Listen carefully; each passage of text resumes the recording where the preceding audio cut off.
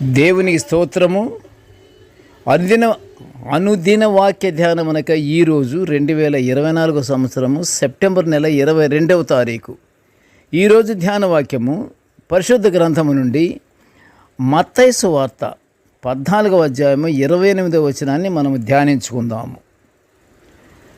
పేతురు అనగా ప్రభు యొక్క శిష్యుడైన పేతురు ప్రభువా, నీవే అయితే నీళ్ల మీద నడిచి నీ యొద్దకు వచ్చుటకు నాకు సెలవిమ్మని ఆయనతో అనెను. పేతురు గారు అన్నారట.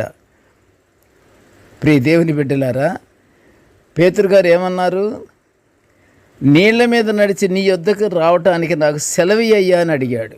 అంతవరకు మంచిదే, మంచిగా నమ్మకంగానే అడిగాడు మొత్తానికి. కానీ విశ్వాస విషయంలో ఏం జరిగిందో మనం చూద్దాం. ఈరోజు ధ్యాన వాక్యము పేతురులోని ఆశను, అతని బలహీనతను, దానికి ప్రభువు అందించిన ఆత్మీయ సహాయం గురించి మనము ధ్యానించుకుంటున్నాము. ఇక్కడ వాక్యానుసారముగా చూస్తే పేతురు ఆశలు కలిగిన మనిషిలా కనిపిస్తున్నాడు. ఆశలుండుట సహజమే, తప్పేమి కాదు.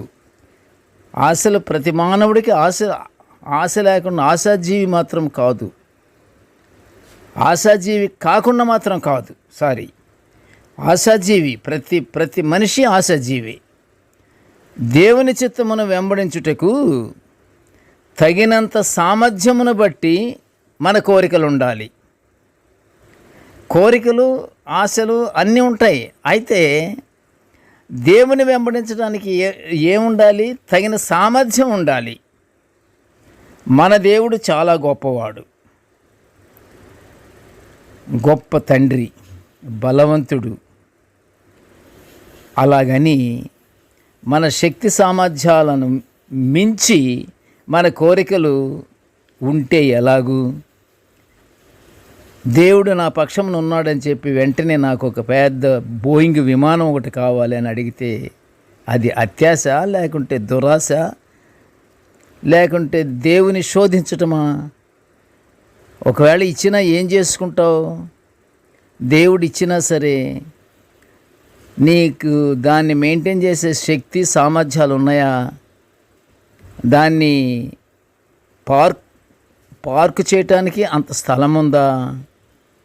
దాన్ని మెయింటైన్ చేయటానికి నీకు తగినంత బలమున్నదా?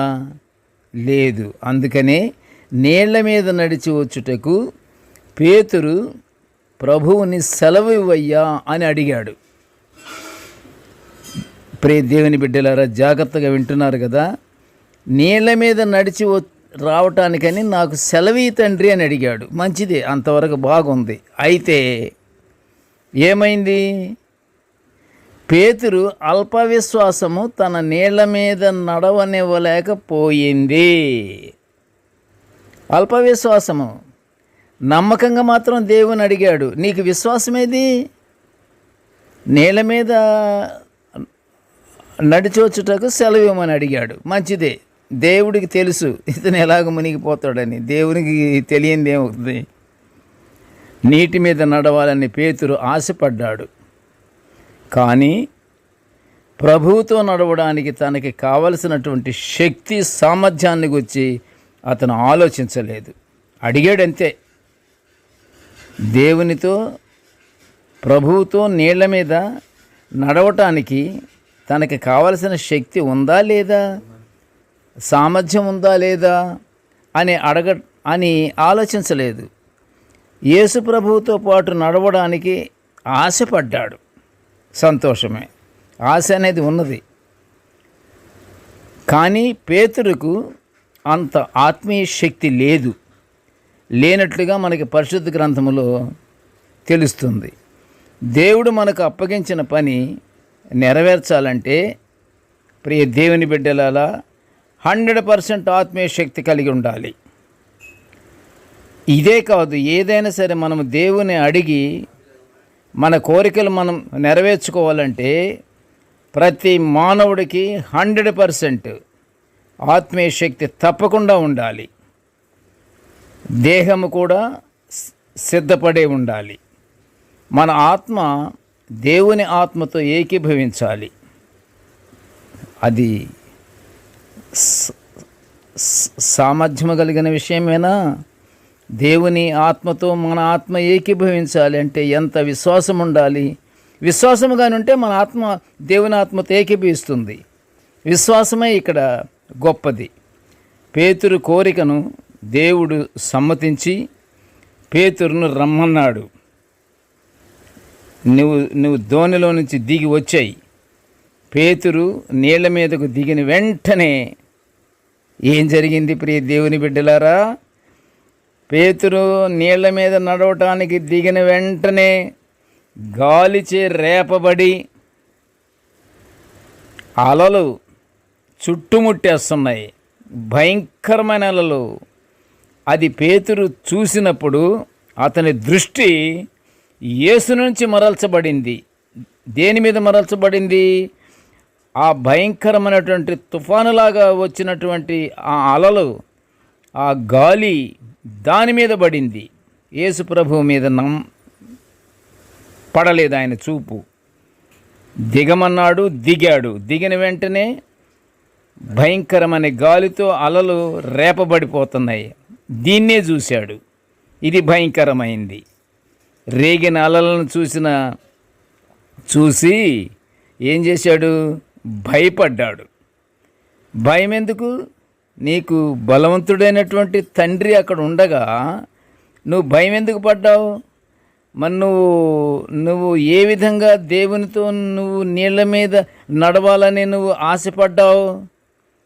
ప్రభువు అప్పుడు నీకు కనిపించలేదా? ఆ భయోత్పాతానికి పేతురు దడదడలాడిపోయాడు, భయపడ్డాడు. దేవునిపై విశ్వాసం ఉంచలేదు.